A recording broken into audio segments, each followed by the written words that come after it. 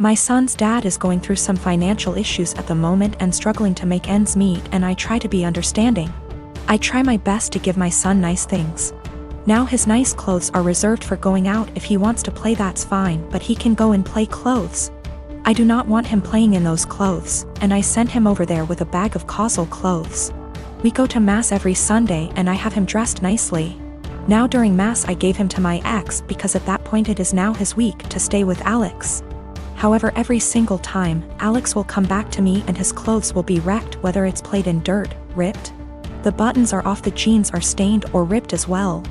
I've thrown out multiple shoes because my ex will not have him change into the play clothes, that I send him in and just let him play in the nice clothes. I do not have him like this all the time. I don't have him dressed dressy or in his nice clothes all the time, just when we're going to something important. Most of the time he's in stuff that he can play in, and comfortable clothes. It's not like I have him in that all the time to where I'm always stopping playtime to change. At this point I'm so over the nice clothes being ruined because he refuses to dress him and play clothes for whatever reason. So before mass ends I will have my son take off the nice clothes and dress in casual clothes.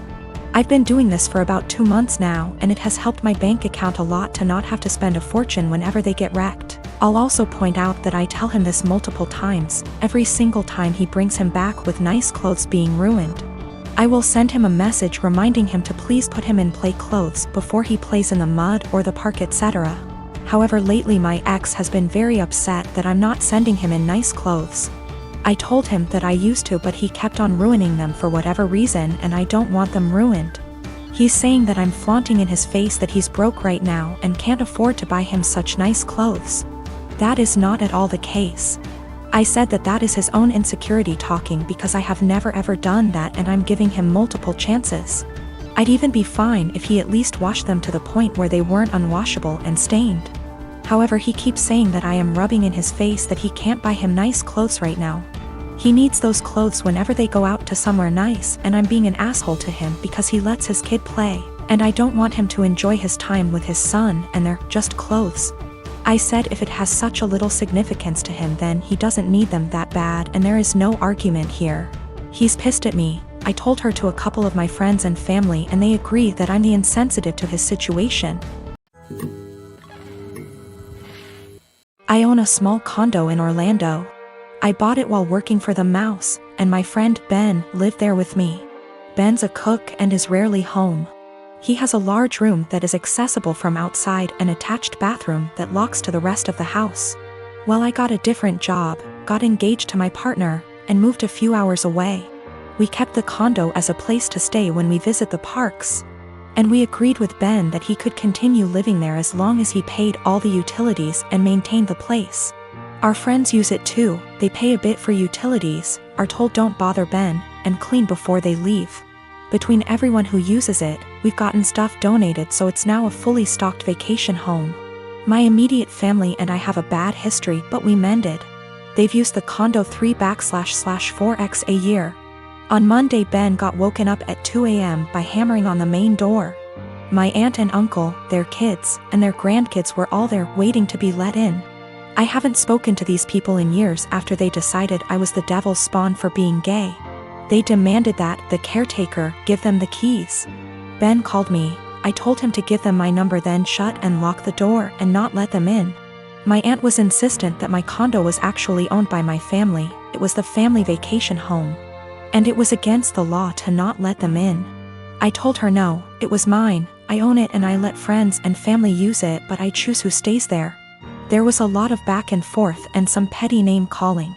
She said they were here for a week, where were they supposed to go, and I said I don't care. Meanwhile, my partner reported that Ben texted them saying my uncle was attempting to kick in the door. I said tell him to call the police. She hung up on me and Ben said they left. In the morning I got a phone call from my mom trying to convince me to let them stay.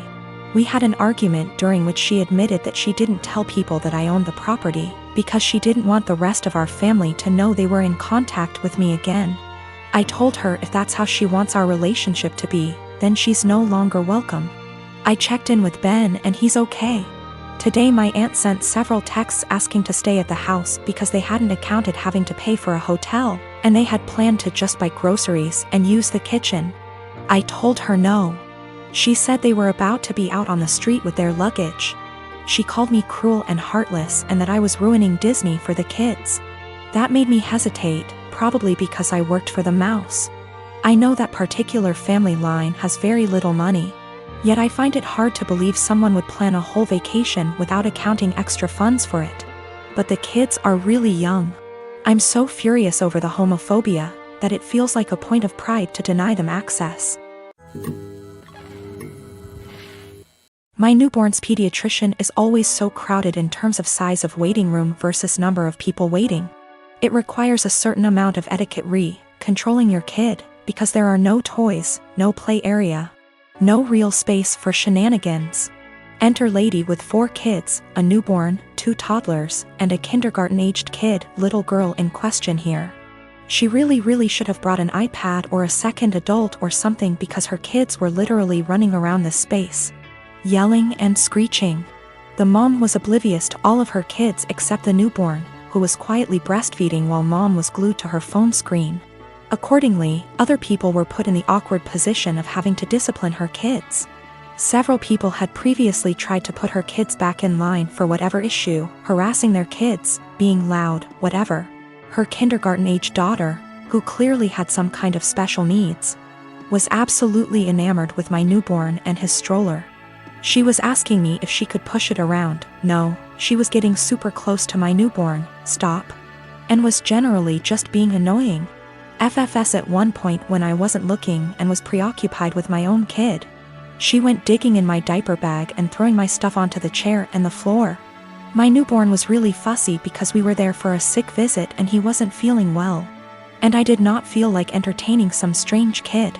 I tried being polite about it. Sweetie, where's your mommy? Points to mom, ma'am. Points to kid. The lady would call her kid back, but the kid just kept coming back to me. Rinse and repeat. I told her she needed to stay with her mom. Little punk says I don't wanna and keeps trying to touch my son, my stroller, our stuff. Finally, I'm trying to fix a bottle of formula while holding a screaming baby and listening to this little girl like a broken record. Why is your baby crying? Why is your baby crying? Make him stop. I don't like that, and her annoying self knocks my bottle of formula off the table and into my stroller. So now I'm out formula, kid still screaming, and I have a huge mess that I don't have a great way to clean up. I'm at my wit's end. I raise my voice at this kid. Look what you did. I am not your babysitter. You are bothering me. Get out of my face. People looked at me like I was the biggest on earth. A lady speaking Spanish actually did call me a. The little girl starts crying. I'm not apologizing. The mom confronts me. I tell her she should have been watching her kid, and that's the hill I'm prepared to die on. Now both of my kids, 16-year-old son and 9-year-old daughter, and my ex are extremely mad at me because I won't give up my appointed time with them. My son won't even talk to me and my daughter is crying all the time. Me and my ex divorced shortly after my daughter was born. I blame him for it and he blames me. I won't go into detail here. We ended up with a 50/50 custody agreement switching every other week. While this was 8 years ago, we're still not on good terms. We rarely ever talk to each other outside of the kids, and I'm perfectly fine with that. One thing we have agreed on since the beginning though is that we don't plan things on days that aren't ours. And unless it's extremely important, we don't switch days or weeks. In the 8 years since we've been divorced, I have never asked him to have the kids on a day that isn't mine, and I've never given him one of my days even if he begged. Well, last week my ex contacted me and told me the good news. His parents are hosting a week-long family reunion in the summer at Disneyland and he wants to take the kids. Well, the problem is that it's on one of my weeks. He asked me to let the kids stay with him that week or to switch a week with me, and I shot him down. It's my week with them and I get to spend it with them. I told him if it's so important to him to reschedule, but he claims his parents can't do that and this is the only week that the whole family can go, and he told me that I need to think of them. I told him tough luck and hung up on him. Well, This last Sunday when my ex dropped the kids off with me, my son refused to talk to me at all and my daughter wouldn't even look at me. When I asked my ex what was wrong, he refused to talk to me, only saying ask them in a snarky tone before leaving. When I asked my daughter what was wrong, she burst into tears and said that I was not letting daddy take them to Disneyland. Asking my son, who still refuses to talk to me. It turns out that my ex told them I was not letting them go to Disneyland with him. He's trying to paint me as the bad guy.